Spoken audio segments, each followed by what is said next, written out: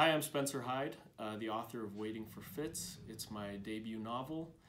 It's about characters who are in a psych ward in Seattle, and they have a plan to break out because they're trying to figure out the things that they're waiting for in life and how to take a hold of it themselves. So they go into action.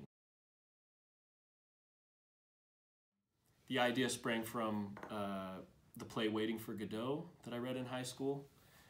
I'm sure many of you have read it as well, and perhaps you felt as I did when you finished and you didn't know what was going on.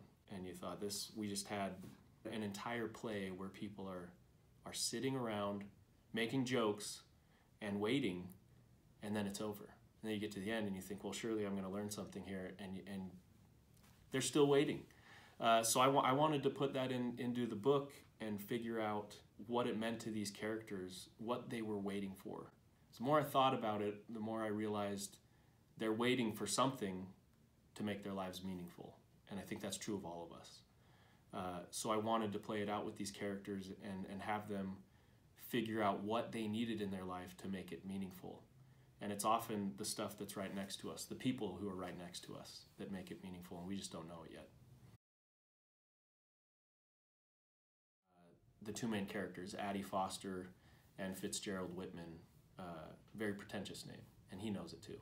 But Addie Foster has severe OCD, which is something that I grew up with and I still struggle with and learn from. But Fitz, on a friend of mine whose wife deals with schizophrenia, and I sent him pages and asked if this was true to the experience, because I wanted it to be authentic, because I wanted these issues to be present on the page, because I don't think that mental illness is talked about enough.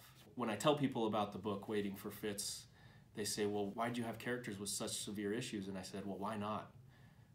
And often these people will say, you know what, I have a family member, or I have a close friend, or you know what, I deal with some of that myself. But they don't talk about it with people, and people are worried to ask others about it because it's a conversation that we're not having, and it's one we should be having. First and foremost, it made me a great reader. I was so caught up in my own tics and rituals and washing and just in my own head.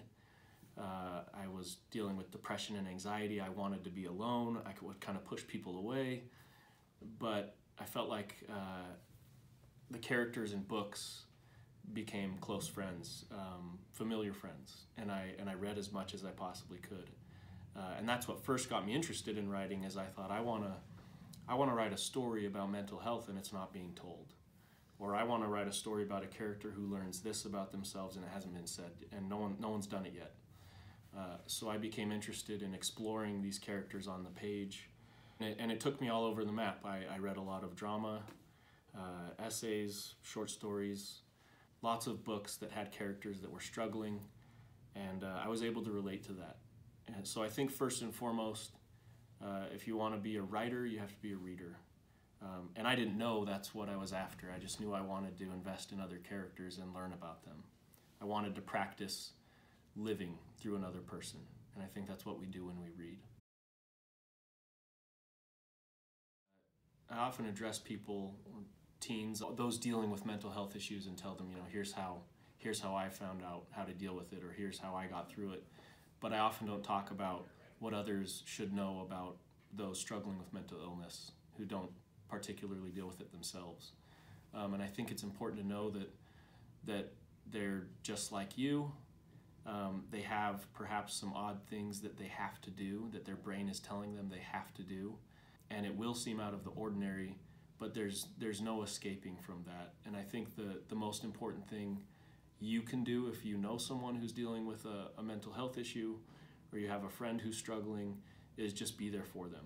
And I think patience is a big part of it.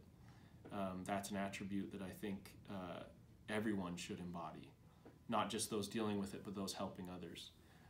They might have to spend 2 hours on a ritual, or they might have to leave a movie at during the peak, right, where everything's coming together and it's the most exciting part, and they say, sorry, I have to go wash my hands. And you might think that's really weird, and trust me, they do too. But they can't get away from that. And that's where I think understanding what they're dealing with will mean the most to them is, hey, I know you missed this part and I'm sorry. Let me fill you in. Not, hey, why were you gone? So not asking why, but trying to understand how you can best love them, really, how you can best love them and let them know that you're also dealing with things that just manifests differently. One attribute that I wish every teen struggling with mental health had or learned how to have is empathy. And I think you learn that from reading and getting invested in characters. It's a way that we practice, right? I did theater in high school. Theater is a big part of the book because I gotta take on the role of a character, forget about my own life, and play that thing. I gotta learn about that person, portray that person, and forget about what I was struggling with. And what's odd is, you do it for fun at first. You just want to be on the stage and get outside of yourself and act. But after you realize that what you were doing was teaching yourself how to live with someone else's peccadillos, right? All the little things that make us who we are. You had to learn how to live with the quirks of another person, and it's taught you that they're just as real as you are, and they have just as big, their fears are just as big as yours, their worries. Everyone's struggling, and I think that if we all had more empathy, we could talk about these things together. I also wish that every teen with mental health issues understood that they're not alone. I say things like, hey, life goes on, there are people that care about you, and you watching this might think that's just another cliche, but it's not. And if you read Waiting for Fitz, you'll see that I've taken cliches and I've moved them around to show you that there is something in them, there is meaning there. You're not alone. People care about you. You are part of a community, and there are a lot more people dealing with things around you than you know, and they are looking for answers just like you are. They're still waiting. So if you have any questions about Fitz, about Addie, about any of the characters or any of the issues they're dealing with, particularly the OCD, follow me on Twitter at Spencer_Hyde, and I'll follow back and we can talk about it. I hope you enjoy the book, and let's stay in touch.